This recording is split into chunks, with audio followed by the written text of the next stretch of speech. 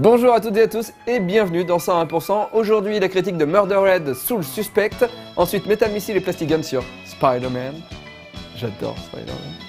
Ensuite Autos sur les live artists de Japan Expo. Et dans l'émission aujourd'hui on va parler de Pédobeer. Je tease grave. On commence avec les news.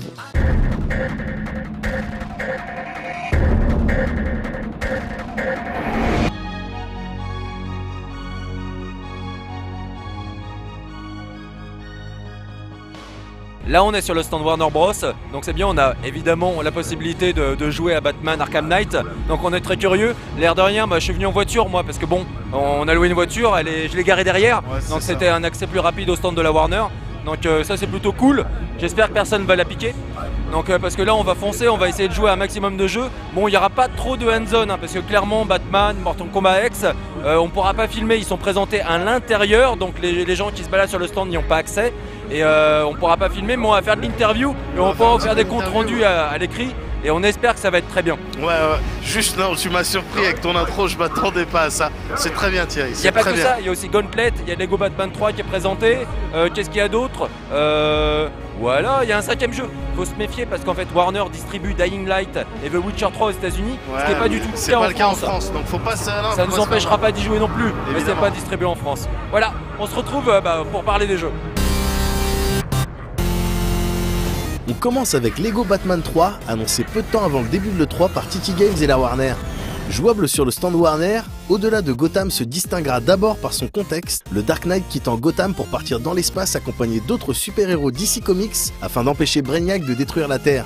Plus de 150 personnages pourront être débloqués et incarnés, y compris des super-vilains, ces derniers s'associant aux super-héros pour ne pas se retrouver miniaturisés dans la collection privée de Brainiac. Le jeu se déroulera donc dans l'espace et sur diverses planètes, telles que les mondes Lanterne Zamaron et Odim.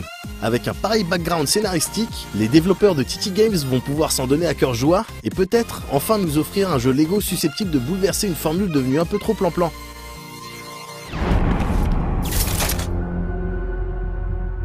Il est maintenant temps d'attaquer le gros morceau du stand Warner, le très attendu Batman Arkham Knight qui ne sortira pas en fin d'année comme c'était initialement prévu, mais en début d'année prochaine.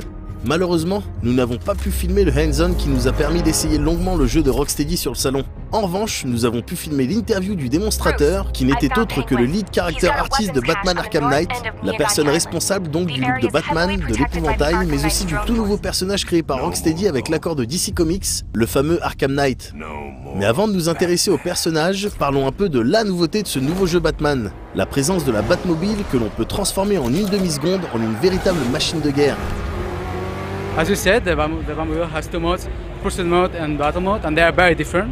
Pursuit mode basically lets you drive around the streets and deliver justice really quickly, you know, like 100 miles an hour, awesome, you know, you can take out enemies, you can participate in chases, you can follow cars. Battle mode, you can go and you can destroy tanks, you can fight, you can move through little places, yeah, and you can solve puzzles. It helps a lot to solve little puzzles because so many things to interact with. La prise en main de la Batmobile est très agréable et les deux modes proposent également deux gameplays très différents l'un de l'autre. En mode tank, le véhicule peut strafer légèrement sur les côtés afin d'éviter les tirs ennemis, mais aussi se déplacer plus facilement dans des couloirs exigus. La démo jouable que nous avons pu essayer nous a clairement rassurés sur de nombreux points, comme la fluidité de l'animation par exemple, qui n'était pas au rendez-vous dans la version qui nous a été présentée en mars dernier, avant que le jeu ne voie sa date de sortie décalée. The demo has really tight controls. We spent many years developing the Batmobile gameplay, and it's taken lots of ups and downs. I think we finally managed to get really smooth transition between all the modes and Batman himself. So yeah, it was really hard to get it working, but yeah, we expect the same level of polish as the demo for the whole game. That's basically what we're doing now. Batman a également gagné en compétences avec de nouveaux takedowns mais aussi des gadgets updatés afin de répondre à la toute nouvelle verticalité de Gotham. As Batman, we can go up the buildings and you saw the chain grappling. We can grapple and then chain to another grapple, and this way we can go up the tallest building in Gotham, which is awesome, which is much taller than the tallest building in Arkham City.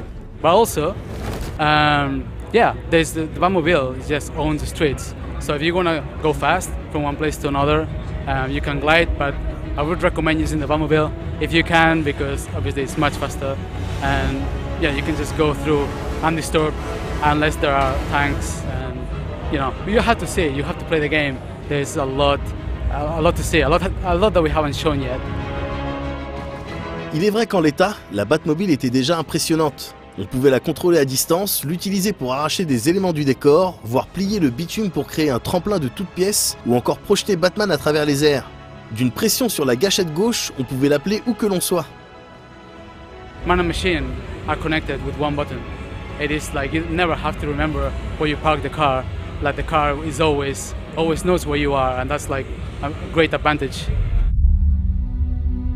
En mode poursuite comme en mode bataille, rien ne l'arrête réellement, les décors étant destructibles. Un mode boost permettrait également d'atteindre une très grande vitesse en un quart de seconde afin de réaliser des sauts spectaculaires. Mais la Batmobile n'est pas la seule nouveauté de ce Batman, dont le titre complet, Arkham Knight, donne un indice quant à la place de choix réservée à ce nouveau super vilain. We had talks with DC, and we decided to make a brand new enemy, and that was really exciting and nerve-wracking as well, adding a whole new villain to the collection of amazing characters that DC have. So yeah, it was from the ground up. We tried many different options, and you know, slowly iterating, we got to, yeah, he's in charge of a militia, so he needs to look sort of military. Also, he needs to be recognizable, so we try to add elements, you know, like the face, the mask, and the eyes, and all the interface that's happening there. You saw it, it looks pretty cool. I mean, we worked really hard to make that happen. Yeah, I hope you liked it. Do you like it? Awesome, excellent. Then it's job done, right? Mais Batman a aussi bénéficié d'une grosse update visuelle, le jeu n'étant développé, rappelons-le, que sur PS4, Xbox One et PC. What you've seen in the trailers, when you saw it in the Sony press conference, you know, like that suit up sequence that you see at the beginning, you know, that's all the same model as the in-game model, and yeah, it's full of details because it doesn't matter for us where they're gonna put the camera. It's really important that if the cinematic director wants to put the camera in Batman's eye, a close-up of his hand, or a close-up of his knee, or his face, or the back of his head, it will look just as good as if it's the whole character. So yeah, we had to put a lot of detail. We had the whole team, the whole character team working on this for a month. Mis à part les titres sous licence Batman, le stand Warner présentait de nombreux titres 18+, comme Mortal Kombat X, dont nous parlerons dans le prochain classé 18+, mais également Shadow of Mordor, sans oublier Dying Light et The Witcher 3, distribués aux États-Unis par Warner Bros Interactive. Mais un autre titre, dévoilé peu de temps avant le 3, était également présenté, le remake de Gauntlet. Un nom qui sonne évidemment doux aux oreilles des joueurs d'un certain âge qui, à travers ce jeu, ont peut-être vécu leurs toutes premières expériences en coop. Cette version 2014 devrait faire son retour avec les classes que l'on connaît bien, à savoir le guerrier, l'elfe, la valkyrie et le magicien, et des principes plutôt familiers, comme la génération aléatoire des niveaux et la récupération de clés afin de progresser. Le jeu se pointera toutefois avec une blinde de nouveaux sorts et de compétences, histoire de rendre la décimation de hordes un peu plus ludique. Prévu pour le moment sur PC en septembre prochain, on est curieux de savoir si ce nouveau Gauntlet sera nous stimuler autant qu'à l'époque.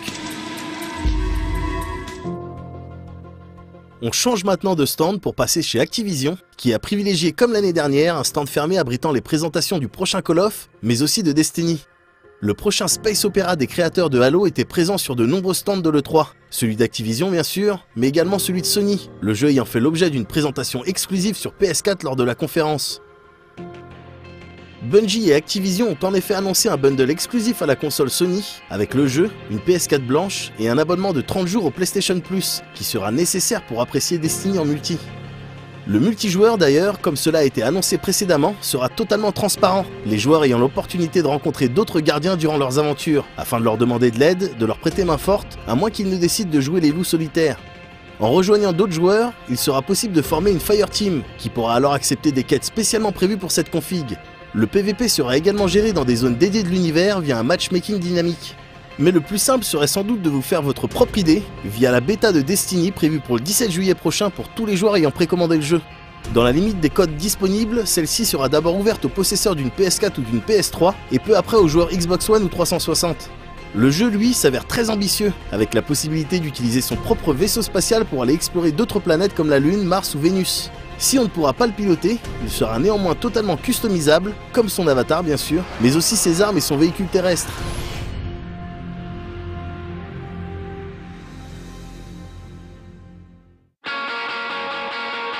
Contrairement à celui de Destiny, l'espace consacré à Skylanders Trap Team était ouvert et permettait d'essayer le 4e volet de la série, qui introduit une nouvelle mécanique de jeu. La possibilité de capturer des ennemis à l'aide du portail Traptanium et d'une nouvelle classe de personnages, les Trapmasters.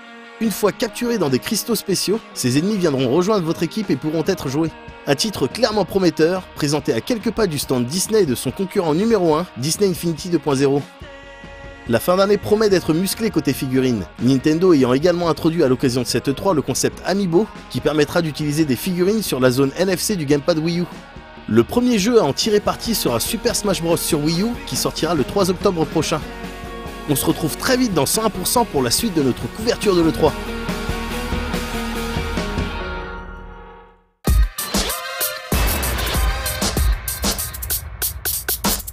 Alors aujourd'hui on parle de pédobir. Alors pourquoi parler de pédobir? Alors déjà qu'est-ce que pédobir? Qu'est-ce que pédobir? Pédobir c'est un ours en dessin, voilà, qu'on rajoute souvent sur internet sur des photos à la base innocentes, souvent avec des enfants. Et le fait de rajouter l'ours rend le truc un petit peu plus sulfureux, un peu pédophile, mais attention c'est pour faire des blagues, hein, c'est pour faire des blagues, c'est pour rigoler. Alors tout le monde, ça ne fait pas rire tout le monde et je le comprends parce que des fois c'est...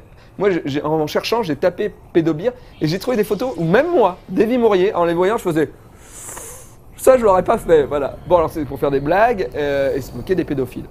Pourquoi? D'où vient cet ours? En fait, c'est la première fois qu'il est apparu, c'était en ASCII Art, voilà, sur le forum Nichan. Alors au départ, il n'y a rien de pédophile, c'est juste un mec qui a inventé cet ours pour dire attention, là, je vais faire un truc polémique, je vais troller un max, donc.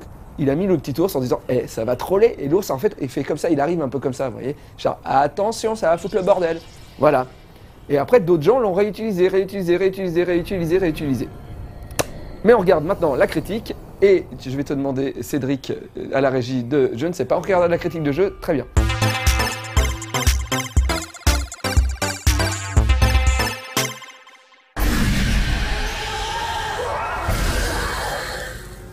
Teasé par Square Enix et dévoilé lors du précédent E3, Murdered Soul Suspect est le dernier jeu d'Airtight Games, également à l'origine de Dark Void et du très bon Quantum Conundrum. Présenté à l'origine comme un jeu d'aventure assez ouvert, Murdered nous avait fortement intrigués lors de sa première apparition. En nous proposant d'incarner un fantôme devant résoudre l'énigme de sa propre mort, Airtight Games possédait un concept très fort. Et si le résultat est bien loin de nos attentes, il n'en reste pas moins intéressant. Damn it.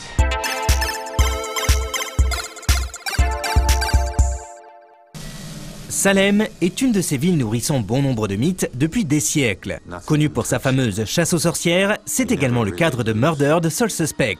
Le ton est donné dès le début du jeu.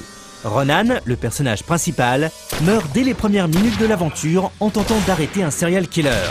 Pour accéder au paradis et retrouver sa femme décédée, il devra finir ce qu'il n'a pas pu achever de son vivant. Ronan. Il va devoir résoudre le mystère de sa propre mort et découvrir l'identité de son assassin. Fantômes, démons, sorcières, Murdered utilise toute la mythologie entourant Salem à la manière d'une série B. Cela donne un côté kitsch plutôt agréable à l'univers, rappelant des séries comme Charmed ou Buffy contre les vampires. Quant au scénario en lui-même, il est à la fois surprenant et décevant. L'histoire met énormément de temps avant de décoller. Durant le premier gros tiers du jeu, le rythme est lent, les dialogues pas géniaux et les personnages apparaissent comme superficiels. On croirait se trouver devant un divertissement de seconde zone dont le seul but serait de nous tenir éveillés.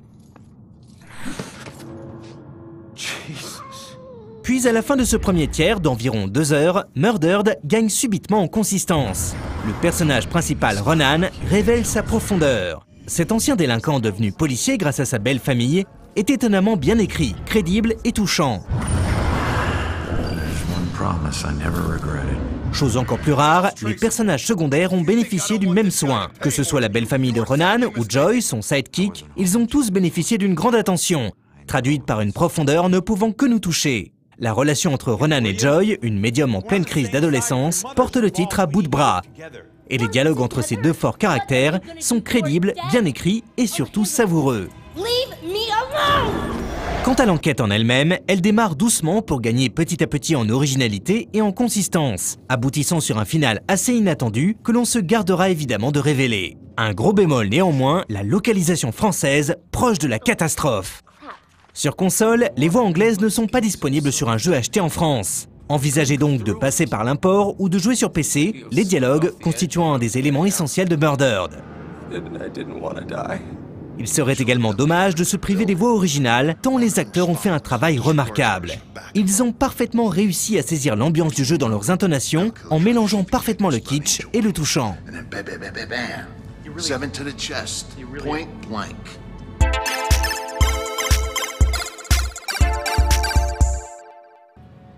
Côté Game System, Murdered est bien moins convaincant, pour ne pas dire mauvais. Le postulat était pourtant simple. Fournir une version modernisée du jeu d'aventure policier comme l'avait fait L.A. Noire il y a quelques années.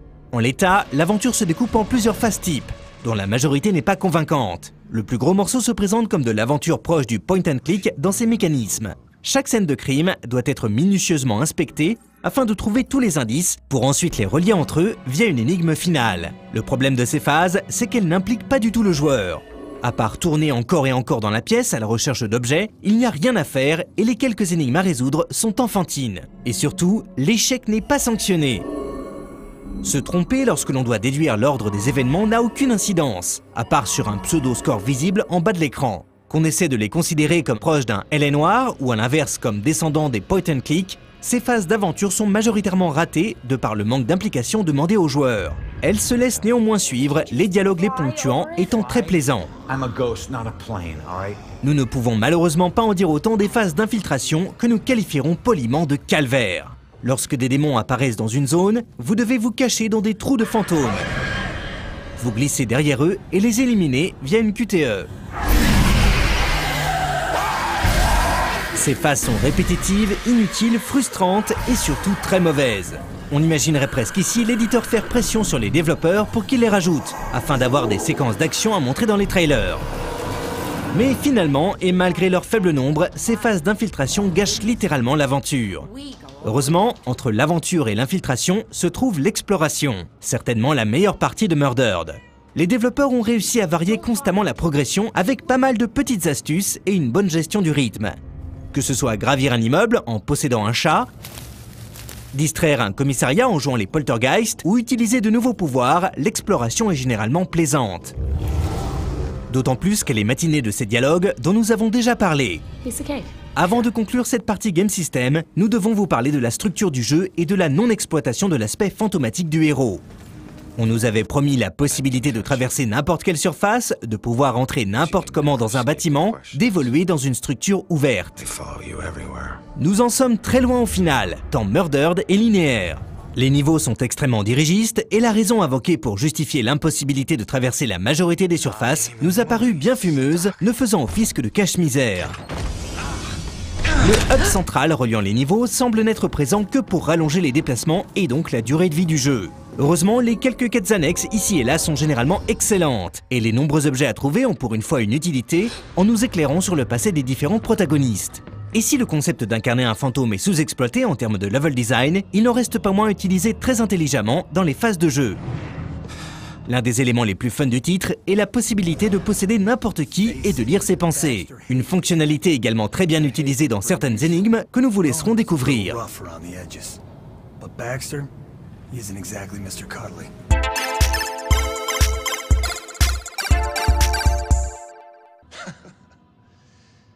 Man, you were one dumb son of a bitch. Il y a deux types de jeux moyens, ceux sans saveur n'ayant rien pour les distinguer et ceux qui oscillent constamment entre le mauvais et le brillant. Murdered fait partie de cette deuxième catégorie. La grande majorité de son gameplay est à repenser, si ce n'est à jeter. L'aventure est très courte, la localisation horrible et l'histoire met énormément de temps à décoller. Mais à côté, certaines séquences sont brillantes, les dialogues sont merveilleusement bien écrits, les doublages anglais sont proches de la perfection et les personnages étonnent constamment par leur profondeur. Techniquement, Murdered est plutôt correct, en plus de posséder une très belle direction artistique. Il n'est pas très gourmand en termes de ressources, mais souffre encore de légers bugs graphiques qui ont tendance à agacer sans jamais gâcher l'aventure. Mais vaut-il seulement son prix, soit 40 € pour la version Windows ou 50 € sur console? Non, assurément pas. Les défauts étant beaucoup trop nombreux et rédhibitoires. Mais si vous attendez une promotion pour l'acheter, ne serait-ce qu'à moitié prix, c'est un jeu qui peut valoir le coup d'œil. Si vous accordez une plus grande importance aux personnages et à l'écriture qu'au gameplay, et si vous réussissez à faire abstraction de ses innombrables défauts, aussi nombreux que ses qualités, Murdered aura de quoi vous convaincre.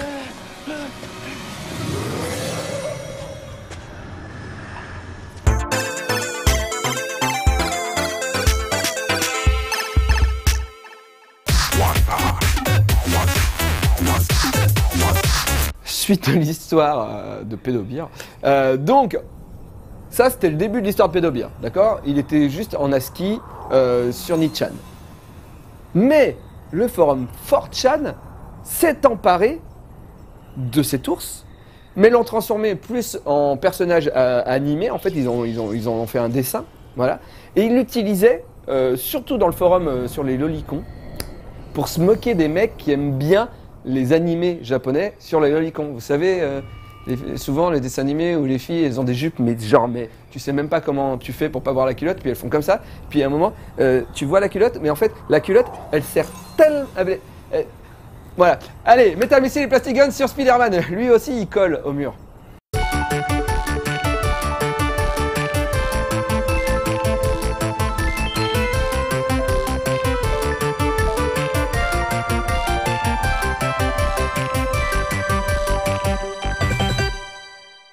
Bonjour à toutes et à tous et bienvenue pour une nouvelle émission de Metal Missile et Plastic Gun. Aujourd'hui, comme vous pouvez le constater, Spider-Man. Alors ça fait toujours plaisir, d'autant que là aussi Hasbro a été généreux et avec du matériel de vraiment d'excellente qualité. Donc pour commencer, bien sûr, notre ami Spider-Man, à noter que ici nous parlons du Spider-Man de la nouvelle trilogie. Donc ne serait-ce que sur la boîte et bien sûr sur le personnage, le logo qu'il possède sur son torse et puis sur son dos. Le logo est donc celui de la nouvelle trilogie du nouveau film. Marvel nous y a déjà habitués, une myriade de points d'articulation, des articulations opposables au coude et aux genoux comme il se doit, donc vous voyez que votre Spider-Man, vous pourrez le mettre dans les positions qu'affectionnent les fans de McFarlane et Ditko, évidemment, grand créateur devant l'éternel, qui savait donner des positions vraiment étranges à Spider-Man. Dans la boîte, vous disposez de deux sets de mains, donc un set avec le poing fermé et un autre avec la fameuse position des lance-toiles. Donc une main gauche, une main droite, c'est très bien. La sculpture du reste du corps est bien, filiforme. Et nous noterons, j'allais dire au passage, mais non, parce que c'est très important, ici un bras vert pourvu d'excroissance osseuse. Donc, et une main griffue et menaçante qui laisse supposer que le personnage à qui appartient ce bras n'est pas quelqu'un d'animé par de bonnes intentions. En l'occurrence, nous allons le voir, en fait, il s'agit du nouvel avatar du Green Goblin. Alors là aussi, je demande assistance aux aficionados, je ne sais pas d'où vient ce Green Goblin et ce qui lui est advenu pour qu'il soit transformé ainsi. Si vous pouvez éclairer ma lanterne verte, n'hésitez pas. Quand vous achetez tous les personnages du set, vous avez chaque partie du corps du personnage à construire. Donc ça peut s'avérer embêtant parce que ça vous obligera à avoir plusieurs Spider-Man ou des personnages que vous n'aimez pas. Donc dans ce Spider-Man, vous avez un bras du Green Goblin ainsi que des flammes que vous pouvez poser sur le bras. Donc, nous allons continuer dans le film qui est donc, je le répète, actuellement sur écran avec l'électro du film. Et donc ne présente pas le fantastique costume de l'électro original que j'affectionne particulièrement. Donc vous voyez un personnage là aussi. Ça, c'est très intéressant quand on est vraiment un collectionneur qui s'attache aux détails. C'est que, comme vous pouvez le constater, il est un peu plus massif et un peu plus sculpté d'une manière différente par rapport au personnage. C'est bien parce que, comme on en parle souvent, ça donne de la personnalité à chaque action figure. Alors bon, comme son nouvel avatar le veut, il est constitué d'énergie, d'électricité vivante, donc son visage est bleu. On peut noter les éclairs bleus qui sortent de ses doigts, du plus bel effet, hein, c'est vraiment très très bien. La boîte vous offre généreusement une tête supplémentaire. Vous lui mettez sa nouvelle tête qui présente la caractéristique d'avoir des éclairs qui sortent de ses yeux. Voilà, donc ces deux figurines sont vraiment relatives au film actuel. Alors il possède aussi 2 sets de mains, des poings fermés avec des gants noirs qui laissent supposer qu'il ne déchaîne pas son pouvoir à ce moment-là. Nous avons en bonus l'autre bras du futur Green Goblin ainsi que la flamme qui va avec. Cette fois-ci, une différence que les plus observateurs auront vu, c'est que ici le logo Spider-Man c'est un logo récent certes, mais un logo du comics. Donc ça signifie donc que les personnages frappés de ce logo sont relatifs aux comics. Le Superior Spider-Man. Alors là aussi, si je commets un impair scénaristique, je vous demande par avance de me pardonner, mais je me suis laissé dire que Superior Spider-Man serait notre ami le Dr Octopus qui par un moyen dont je n'ai pas tout à fait les tenants et les aboutissants, a réussi à s'incarner dans le corps de Spider-Man, à mettre son esprit dans le corps de Peter Parker. Et donc, partant de là, il possède donc les possibilités physiques et les pouvoirs de notre héros, mais avec sa vision bien à lui de la morale et des responsabilités qu'apportent les grands pouvoirs. Donc voilà, le Superior Spider-Man qui, comme vous pouvez le constater, présente donc une différence au niveau du design général. Vous avez aussi 2 sets de mains, donc ici il a des mains un peu ouvertes, et puis le set supplémentaire c'est les fameuses mains qui déclenchent les lance-toiles. Et nous nous retrouvons avec la jambe droite du Green Goblin. On continue avec un autre de mes favoris, à savoir Carnage, que là aussi les fanatiques de Spider-Man connaissent bien. Le psychopathe qui a un temps été le cellmate de Venom et qui donc a bénéficié d'un des spawns de Venom qui s'est lié à son sang et qui fait de lui vraiment un adversaire extrêmement dangereux puisque lié de pouvoir surhumain. Normalement, le Spider-Sense de Spider-Man ne le capte pas, comme Venom. Alors là, il est vraiment super bien rendu. C'est exactement ça. Le côté un peu liquide de son incarnation. Son visage et ses yeux sont vraiment très bien rendus. Et puis, vous voyez des petits filaments qui indiquent que ce symbiote-ci est donc lié au sang de Cletus Kasady. Donc cette figurine-là est vraiment, je la conseille, elle est vraiment très très belle et vraiment de nouveau pour les fans. Vous avez c'est le personnage du comics sans embâche et sans aucune confusion possible. C'est très très beau. Donc on continue les différentes étapes du puzzle. On note au passage que on a aussi on peut lui mettre dans le dos. Superbe, je découvre en même temps que vous, excusez-moi. Voilà, des filaments sanguins doués de vie propre et cherchant justement à boire votre sang à vous. Voilà, c'est Carnage dans toute sa splendeur. Voici la tête du Green Goblin. Et puis des flammes supplémentaires qui, vu leur forme, doivent se mettre sur le dos du Green Goblin. Ça se précise. Et voici la superbe Felicia Hardy. Voilà, dotée de tous ses charmes, ceux qui la connaissent savent de quoi je parle. Bon voilà, une très belle figurine, extrêmement bien sculptée, j'en conçois un certain trouble, je ne vous le cache pas. Donc voilà, une fois de plus pour ceux qui recherchent par-dessus tout des figurines féminines, je la conseille hautement parce que c'est une figurine et je peux vous assurer qu'elle est très féminine. Et en plus de ça, le visage est très très bien rendu, le masque qui en est un sans lettres puisqu'on voit parfaitement ses traits. Cette jeune fille est une blonde platine, elle a son collier de chat autour du cou, un beau rouge à lèvres, enfin, hautement conseillé, ça aussi c'est de la belle figurine. Donc, visiblement le crochet tient dans sa main droite ou gauche d'ailleurs, non, ils ont pensé à tout. Et voici le torse du nouveau Green Goblin, un torse qui fait penser à Hulk et à l'Abomination, tant il est vert et musculeux. Alors, aussi d'un personnage que j'affectionne. Il s'agit ici du Beetle, le scarabée, un vieil ennemi de Daredevil et de Spider-Man, pardon. Et ici, il dispose d'une autre armure que son habituelle armure verte et violette. Le mariage de la couleur argentée et rouge est très bien. Il a les yeux d'un insecte, les ailes d'un insecte. Moi, je trouve ça novateur. Ça a un petit coup de frais sur des héros classiques. Quand c'est fait à propos, je suis pour. Donc voilà, il est pas mal du tout. Et puis, la fin de cette longue attente insupportable. la jambe gauche du Green Goblin. Et nous obtenons le nouveau Green Goblin. Comme vous pouvez le constater, notre ami est colossal. Donc je pense que dans la conversation, ce monsieur a son mot à dire parce qu'il a des arguments qui, comment dirais-je, retiennent l'attention. À savoir un corps musclé, des protubérances osseuses qui lui sortent du menton, des cornes, des yeux rouges. Non, je crois que le monsieur va avoir définitivement voix au chapitre. Comme vous pouvez le constater, vous rajoutez les flammes. Ah, très belle bête. Voilà pour ce shot Hasbro concernant Spider-Man. De très belles figurines, très bien articulées, qui acceptent donc tout un tas de positions. Là, je vous fais pas un éventail parce qu'on pourrait y passer des heures. Et puis une bonne sculpture et des personnages intéressants, donc à retenir pour les fans du comics, Carnage et Black Cat, qui sont vraiment, que je trouve notables par rapport à tout le set, mais qui est vraiment très bien. Donc vous pouvez vous le procurer les yeux fermés, c'est que du bonheur. Voilà, une fois de plus, Marvel nous montre que les jouets sont quelque chose de beaucoup trop sérieux pour être confiés aux enfants, surtout ça.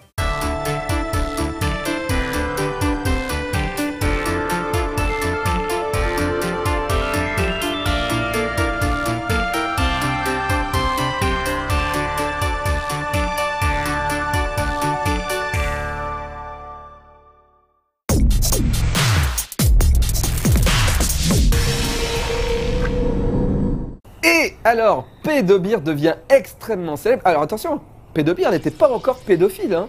C'était pour se moquer des otaks qui regardaient les animés lolicons. Alors il commençait un petit peu à rentrer, à être un peu, mais pas encore.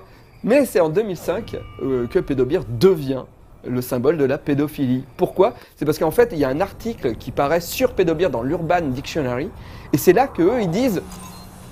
Cet ours représente la pédophilie. Alors je pense que les mecs, ils n'avaient pas tout à fait compris les lolicons, etc., machin. Mais à partir de ce moment-là, depuis cet article, les gens se sont dit, ok, c'est un truc pédophile. Et à partir de ce moment-là, c'est utilisé sur les photos, etc. Et le méga truc, le méga au fait de Pédobeer, c'est que pendant les JO de Vancouver, il y a eu un journal polonais qui a fait apparaître les logos des JO avec des mascottes. Et le mec qui a fait l'article s'est planté. Et donc il y avait les mascottes, je crois qu'il y avait 3 mascottes, donc 2 mascottes officielles Vancouver, etc. Et la 3e mascotte, c'était Pédobeer. Il devait être bien ces JO. Voilà. On regarde Otto sur les artistes à Japan Expo. Japonais à Japan Expo.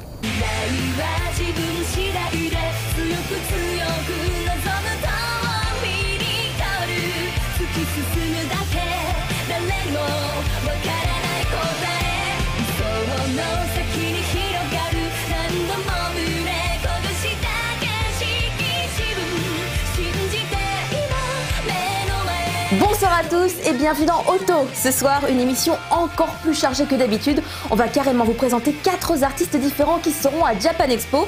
Vous aurez un dernier message du groupe No God, les nouveautés en fin d'émission et commençons tout de suite avec les concerts qui auront lieu en dehors de Japan Expo.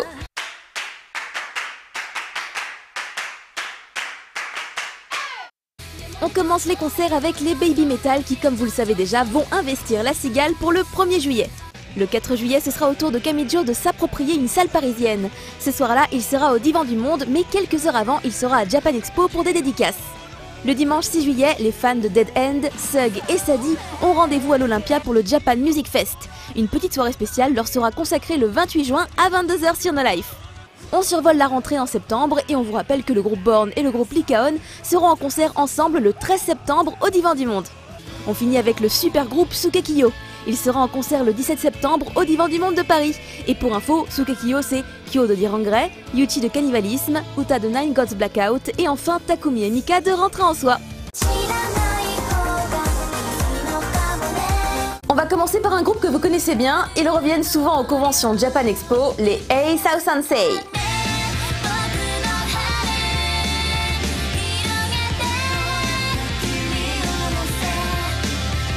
Je vous les avais déjà présentés lors de leur première venue à Japan Expo en 2011. C'était dans le Auto numéro 160. Il date tellement qu'il n'est même pas sur Noco. Enfin, il est dans le 100% de l'époque, mais il n'est pas dispo tout seul, en stand-alone comme on dit. Ça fait déjà 3 ans mine de rien, je vais donc devoir vous rafraîchir un petit peu la mémoire. Man, c'est le chanteur et guitariste et c'est lui qui décide de créer Asa Sensei lorsqu'il est à l'université.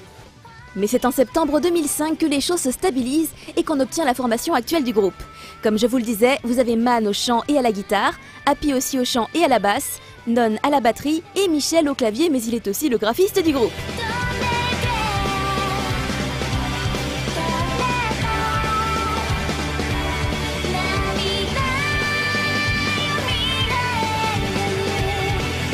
En 2008, ils sortent leur premier mini-album, Stargazer Orchestra.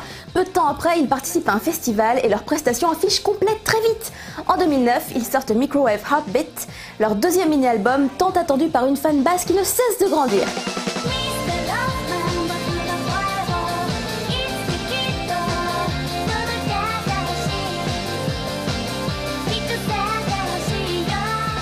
Si vous nous suivez depuis cette année-là, vous vous souvenez peut-être que c'est à cette même période qu'on a commencé à diffuser leurs clips. En février 2010, ils font leur premier one-man live dans un club de Shimokitazawa qui se conclut par un énorme succès. En 2011, ils sortent leur premier full album, Apollon, d'où est tiré le clip Sagittarius.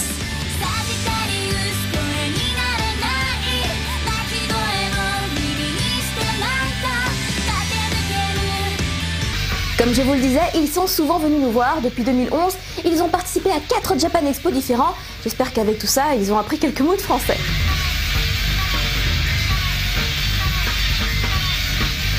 En 2012, ils se produisent carrément au Club Quattro de Shibuya. Mais c'est aussi lors de cette même année qu'ils sortent leur tout premier single numérique, dont nous diffusons le clip sur No Life, à savoir You Say Destiny.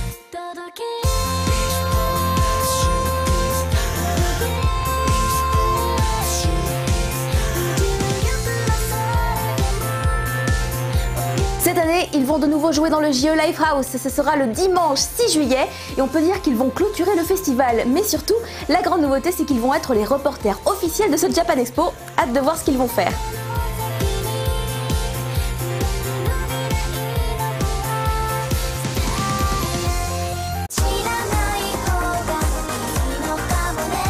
Voici maintenant un groupe tout jeune. Leur style musical a peut-être même piqué votre curiosité. Le groupe est Malka.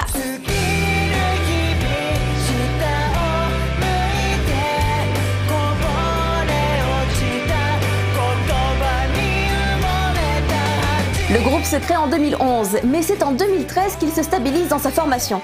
Toda Yuta est le chanteur et guitariste, Sato Shinsuke est l'autre guitariste, Nagata Nozomi est le bassiste et choriste, et enfin, Yamada Kojiro est le batteur, mais aussi choriste.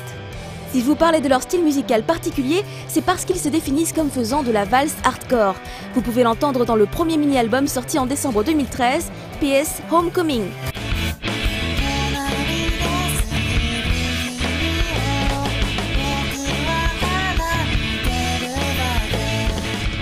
Musicalement, ça ressemble beaucoup à du rock pour moi, donc si vous aimez ça, leur musique devrait vous plaire. Et pour info, ils sont chez Stroke Records, le même label que Rhythmic Toy World. On leur souhaite d'avoir autant de succès. Mais ce sera peut-être le début de la gloire pour eux à Japan Expo, où vous pourrez les voir en concert le jeudi 3 juillet dans le JE Lifehouse à l'ouverture de la salle. On fait une petite pause dans les présentations et on regarde ce que Dancho, le chanteur de No God, a à nous dire.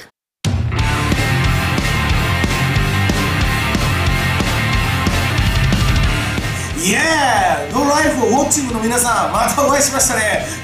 カミングスーン、ノーボトです。イエーイ！いやー、というわけでね、まあ、まあそんなでね、もうジャパンエキスポ目前でございます。我々の元ジャパンエキスポメインアクトの気持ちで頑張るつもりなんですけどね。まあ今ね、ここにジャパンだからさ。ジャパンエキスポどんなのかね、ちょっとワクワクしてるわけなんだけども、皆さん日本の文化は好きでしょ。俺だって好きさ、だって日本人だもんね。でもね、それぐらい俺たちもね、やっぱね、こうヨーロッパの文化が好きなわけですよ。だからこういう音楽やってるわけで、その日本のいいところと、フランスのいいところをね、全部ひっくるめたね、バンドがノーゴットってことをね、皆さん覚えておいてください。でね、日本で僕たちあんまり有名じゃないから、フランスで有名になって海外のテレビに取り上げられて、でそっちから売れたい。この国もダメ、日本ダメ、もう無理無理、日本は俺たちに冷たいから、せめて君たちは優しくしてください。そんなわけでね、もう目前でございますから、皆さんぜひともね、楽しみにしててください。ではジャパンエキスポでお会いしましょう。以上、ノーゴットでした。バイバイ。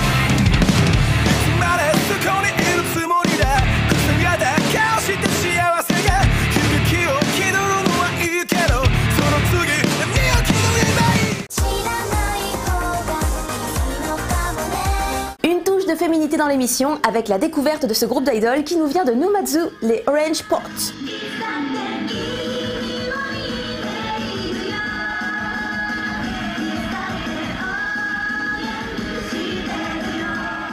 C'est suite à une audition de 130 candidates que les 13 jeunes filles qui composent le groupe se forment en 2012.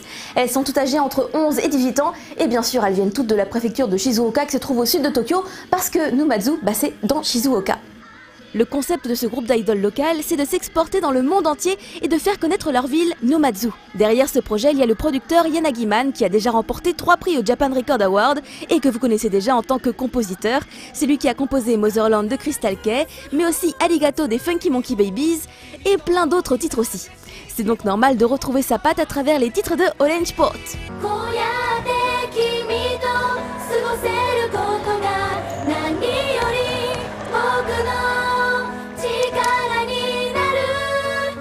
Elles ont sorti un single en février 2014, With You, Yell. Si vous voulez aller soutenir ces jeunes idoles, eh bien sachez qu'elles se produiront dans l'espace Psycho Japan. Les dates et horaires devraient bientôt être affichées sur le site de Japan Expo. On termine cette émission avec un groupe de rock féminin qui sait se donner en live, les Gatchalik Spin.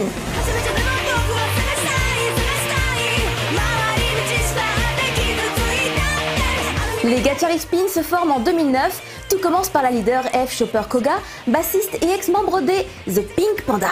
Avec son amie la batteuse Hana, ex-membre de Armeria, elles partent en quête d'autres membres pour former leur groupe. Elle trouve la guitariste Eita qui faisait partie des Jiku Kaizoku 7's, mais aussi la chanteuse Army qui faisait partie du groupe Linkage. Elles entament tout de suite une tournée qui s'achèvera en novembre avec le départ de Eita. Pour la remplacer, une audition est organisée et c'est là qu'arrive la guitariste Tomozo, ex-membre du groupe Euphoria. C'est en 2010 qu'elles sortent enfin leur premier single, Lock On, dont la cover est dessinée par Army.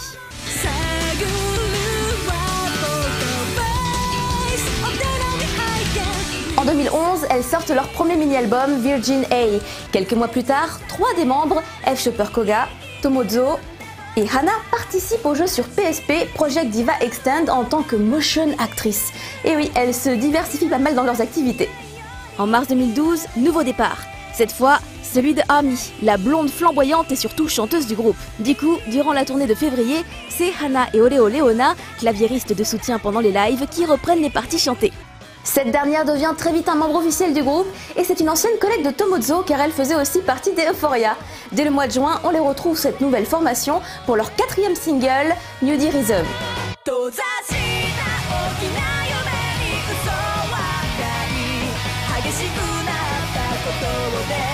Mais en juin 2012, elles étaient déjà en France, et oui, pour la convention Japanime à Nîmes. Elles en avaient d'ailleurs profité pour faire une petite tournée en Europe. On arrive en décembre, où elles se lancent dans un nouveau projet que vous connaissez déjà sur No Life, les Dolls Box.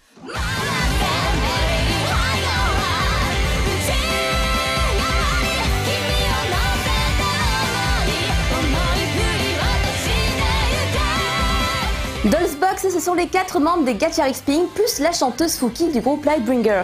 Un mélange très réussi et surtout un accord parfait entre toutes. En 2013, les Gatchalik Spin sortent leur premier full album Delicious. Un album duquel sortira le DVD live Delicious Tour, un concert à vous couper le souffle.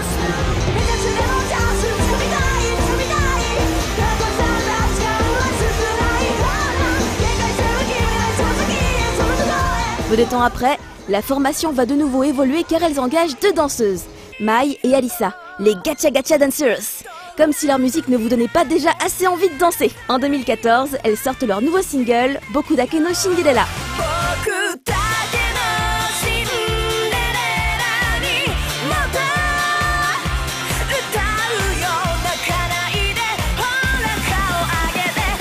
Ce single est très vite suivi de leur 2e full album, Winner.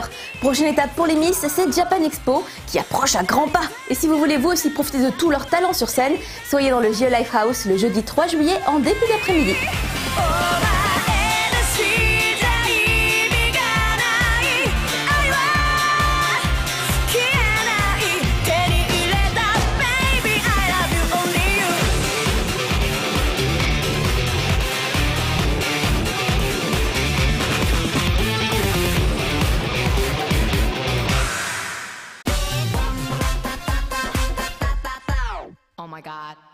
C'est enfin la fin de l'émission. Il est temps maintenant de parler des nouveautés qui entreront en rotation sur No Life juste après le J-Top samedi soir. Cette semaine, on aura encore une sacrée dose de clips de visu. On commence avec Aoi et leur dernier clip, Heikei Itoshikumo Tsumeta Izetsubo no Ame. On continue avec le groupe Born qui sera en concert en septembre et cette fois vous allez découvrir leur clip The Stalin qui a un petit côté soviétique. Born sera en concert aux côtés de Lycaon, alors voici un clip de ce groupe, Akujo no Bisho, un clip tout récent qui date de cette année. On passe à No God qui eux seront à Japan Expo, et même qu'ils seront en concert le samedi et le dimanche. Ils y chanteront peut-être stand-up, mais dès samedi, le clip sera sur No Life. Dernier clip de visu pour cette semaine, Sug avec Rolling. Je vous rappelle que ce groupe sera en concert à l'Olympia le 6 juillet avec Sadie et Dead End. Voilà des filles qui ont du peps et de l'énergie à revendre, les Gachalik Spin. On vous les a présentés tout à l'heure et maintenant vous allez découvrir leur clip Next Stage. Le nouveau clip de Sawa, Good Day Sunshine, s'est plutôt bien classé dernièrement. Voyons voir ce que donnera Try Again qui arrive samedi.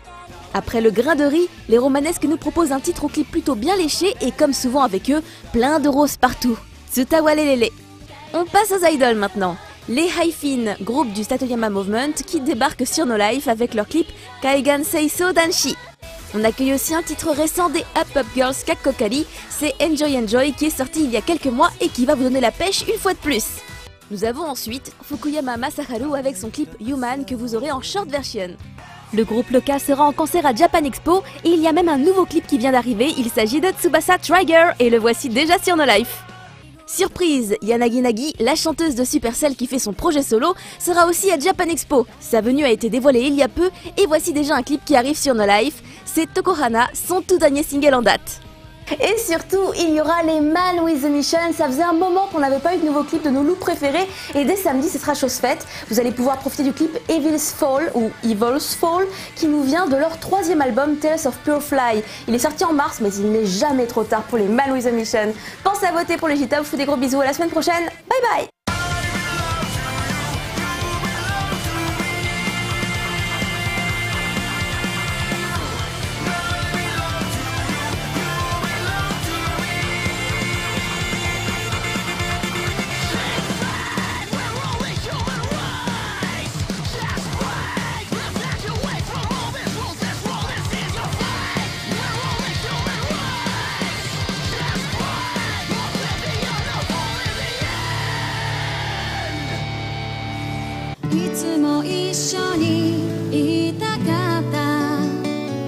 Voilà, ce 101% est terminé.